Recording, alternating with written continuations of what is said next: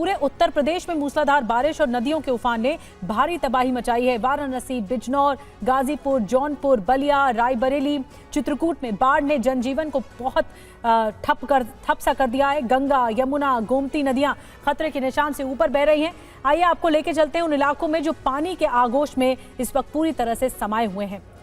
प्रयागराज में बाढ़ पर किस तरह से हालात हैं आपको दिखा रहे हैं। देखिए ये तस्वीरें एक एक करके जो आप देख रहे हैं, लोग घरों में फंस गए हैं, अपनी छतों पर फंस गए हैं।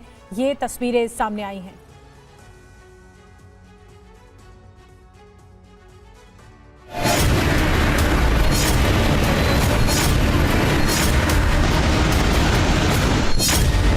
यूपी के 17 जिलों में हाहाकार।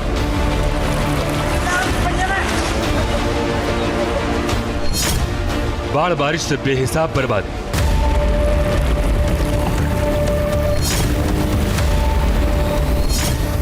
घरों में फंसे लोग, रेस्क्यू मोड ऑन।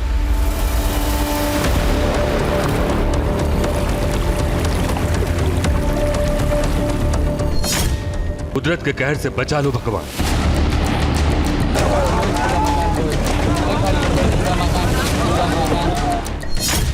जी हां, बाढ़ और बारिश प्रभावित इलाकों में लोग भगवान से इस विनाश लीला पर ब्रेक लगाने की प्रार्थना कर रहे हैं। पूरे उत्तर प्रदेश में बाढ़ से हाहाकार मचा।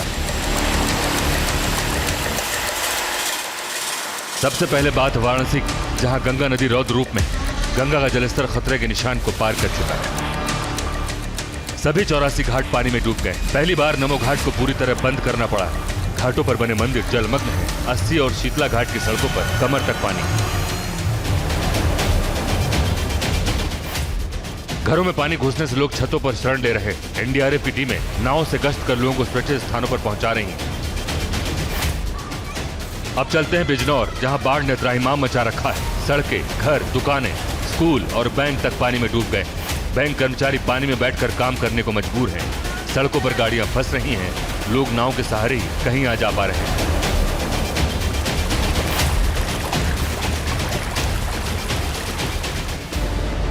उधर गाजीपुर में भी हालत बेहद खराब है।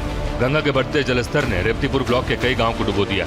लोग ऊंची जगहों पर शरण ले रहे हैं। नाव ही एकमात्र सहारा बची। जल शक्ति मंत्री स्वतंत्र देव सिंह ने इलाके का दौरा किया, लेकिन लोगों का कहना है कि राहत के काम काफी धीमे हैं।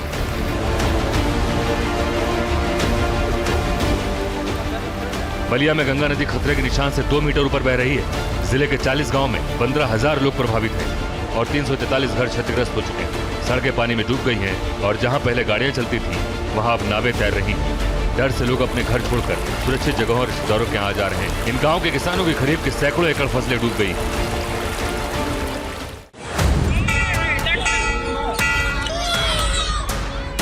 जौनपुर में गोमती नदी का जलस्तर तेजी से बढ़ रहा है। बाबा गोमतेश्वर महादेव मंदिर आधा डूब चुका है। जिले के 30 गांव प्रभावित हैं और 1000 हेक्टेयर ज्यादा खेती की जमीन डूब गई है। फिर भी आस्था कम नहीं हुई। लोग नाव से मंदिर जाकर दर्शन कर रहे हैं। पानी में कमर तक डूबकर भोलेनाथ का जलाभिषेक कर रहे हैं। कई इलाकों में कमर तक पानी। प्रशासन ने 1,29,541 क्लोरीन टैबलेट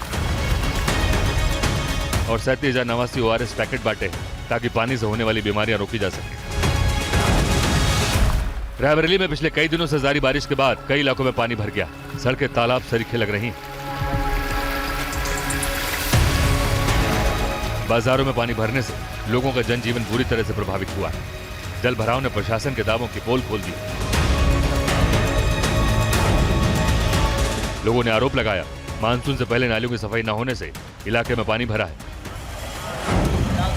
प्रशासन से नाराज लोगों ने पानी में नाव चलाकर विरोध जताया। चित्रकूट में मंदाकिनी और यमुना नदी ने तबाही मचाई। जिले के 35 गांव डूब गए और 2000 हेक्टेयर खेती की जमीन बर्बाद हो चुकी है। दुकानें और मकान पानी में डूब गए। लोग नाव में सुरक्षित जगहों पर जा रहे हैं। 11,000 से ज्यादा लोग राहत शिविरों में शरण ले चुके हैं। यूपी में बाढ़ ने 17 जिलों को प्रभावित किया, जिनमें प्रयागराज, वाराणसी, कानपुर नगर, कानपुर देहात, लखीमपुर खीरी, आगरा, औरैया, चित्रकूट, बलिया, बांदा, गाजीपुर, मिर्जापुर, चंदौली, जालौन, हमीरपुर, इटावा और फतेहपुर शामिल। बिजनौर में 4015 हेक्टेयर, जौनपुर में 1000 हेक्टेयर और चित्रकूट में 2000 हेक्टेयर खेती की जमीन बर्बाद हुई। बलिया में 343 घर क्षतिग्रस्त हुए हैं। वाराणसी में 493 नावें और 23 एनडीआरएफ टीमें तैनात हैं। बिजनौर में 29 सामुदायिक रसोई चल रही हैं, जहां 6,536 खाने के पैकेट और 76,632 भोजन पैकेट बांटे गए। डूबने, करंट लगने और आसमानी बिजली की चपेट में आने और सांप काटने की अलग अलग घटनाओं में अब तक 12 लोगों की मौत हो चुकी है। कुल मिलाकर यूपी में बाढ़ ने हालात को बेहद विषम बना दिया। ये कहना मुश्किल नहीं है कि जब पानी घटेगा तब मुसीबत और बढ़ेगी, बर्बादी के कई और निशान दिखेंगे।